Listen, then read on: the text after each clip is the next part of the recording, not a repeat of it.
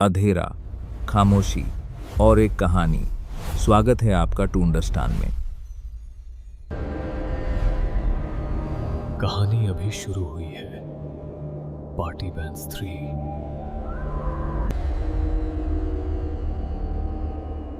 रात ने जैसे सांस रोक ली थी। पावर हाउस फिर से जिंदा हो चुका था। टूटे तारों में बिजली दौड़ रही थी और जमीन कांप रही थी।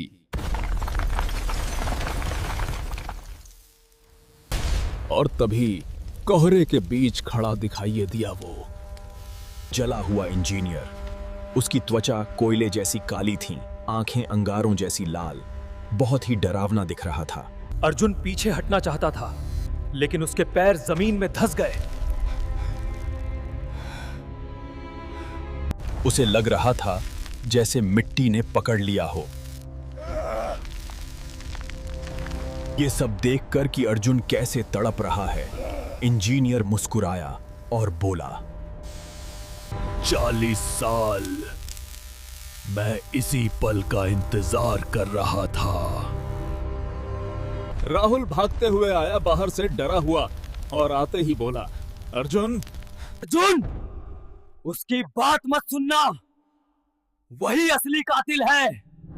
ये सुनकर इंजीनियर हंसा, तेज और डरावनी हंसी। उसकी हंसी में बिजली की कड़क थी। कातिल मैं नहीं, कातिल लालच है। उतना बोलते ही अचानक हवा में दृश्य बदल गया। अर्जुन के सामने अतीत खुलने लगा। अर्जुन को दिखाई दिया सरकारी ऑफिस और टेबल पर पैसों से भरा बैग रखा और इंजीनियर के सामने बैठे अधिकारी।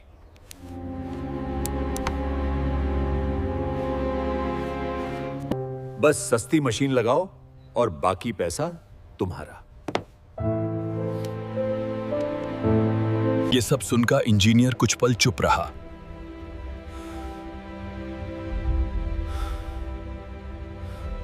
और फिर बिना कुछ बोले उसने बैग उठा लिया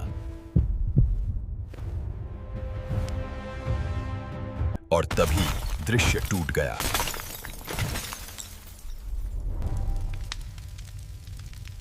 ये सब दिखाने के बाद इंजीनियर बोला, मैंने बस मौका लिया।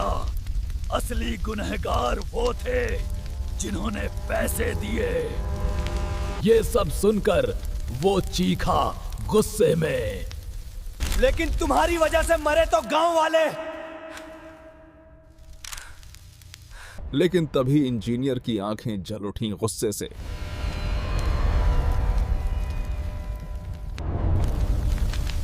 अच्छा, मैं गलत हूं तो मुझे किसने मारा था? और फिर दृश्य बदल गया। ये वही रात थी जब सब शुरू हुआ था। जब आग लगी थी सब भाग रहे थे, भागो! आग लग गई। मुझे निकलना होगा।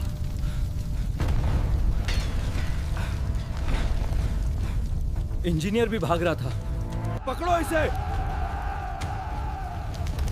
तभी उसे भागते देख गांव वालों ने उसे पकड़ लिया। यही है दोषी। तभी भीड़ में से किसी ने चिल्लाया, यही है दोषी। नहीं, मैंने कुछ नहीं किया।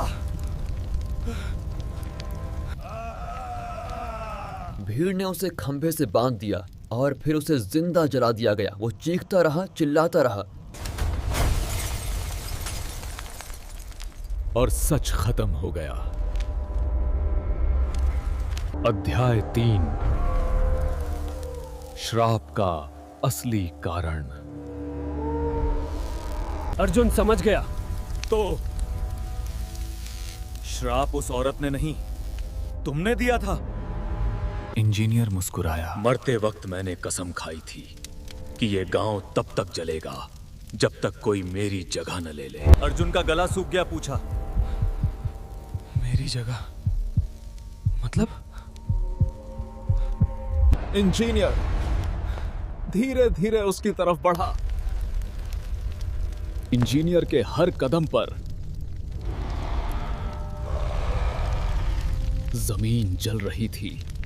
इंजीनियर पास आकर बोला, मुझे मुक्त होने के लिए किसी जिंदा इंसान की आत्मा चाहिए। तभी राहुल चिल्लाया तेज से अर्जुन को, भागो!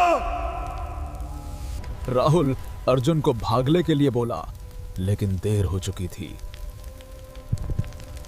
इंजीनियर ने हाथ बढ़ाया और अर्जुन की छाती पकड़ ली। अर्जुन ने महसूस किया उसकी आत्मा शरीर से निकल रही है। तभी राहुल ने देखा कि पावर हाउस के पीछे टूटी दीवार पर एक पुराना स्विच। उसने याद किया, तांत्रिक औरत ने कहा था, बिजली ही इस श्राप की जान है। और तभी राहुल दौड़ा और इंजीनियर गुर्राया।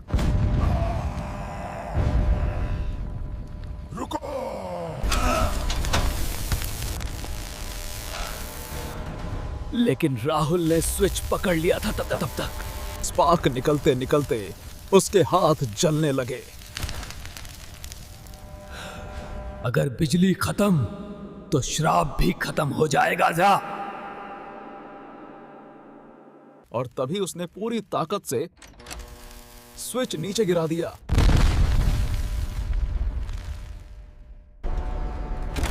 अचानक पूरा इलाका अंधेरे में डूब गया। कुछ भी नहीं दिख रहा था। जैसे ही बिजली बंद हुई, पावर हाउस बंद हो गया, ट्रेन की आवाज बंद हो गई।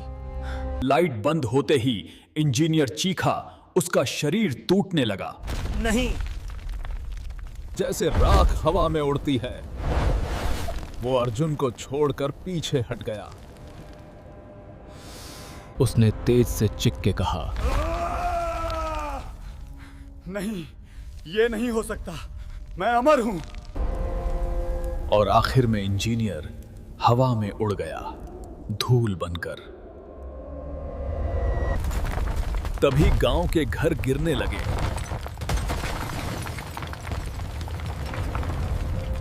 इंजीनियर के मरते ही दिए बुझ गए, आत्माएं गायब हो गईं।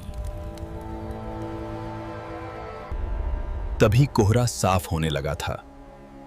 अब कुछ साफ साफ दिखने लगा था। सुबह की हल्की रोशनी फैल गई चारों तरफ। अर्जुन जमीन पर गिर पड़ा था, लेकिन वो जिंदा था। राहुल उसके पास आया। राहुल की आंखें अब सफेद नहीं थीं। वो मुस्कुराया और बोला, हम आजाद हो गए। अर्जुन ने राहत की सांस ही थी। लेकिन तभी दूर स्टेशन की दिशा से धीमी ट्रेन की सीटी की आवाज आई। दोनों जम गए, क्योंकि ट्रेन की आवाज अभी भी आ रही थी।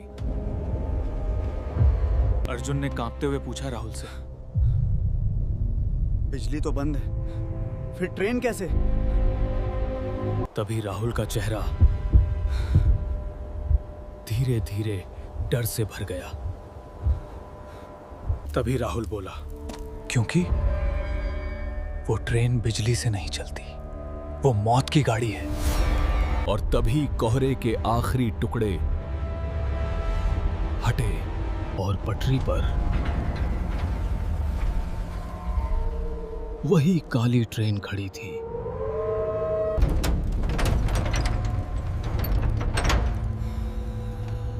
अंदर से आवाज आई, अब असली सफर शुरू होगा। और दरवाजे के अंदर खड़ा था अर्जुन का दूसरा रूप, मुस्कुराता हुआ। समाप्त, या शायद नहीं।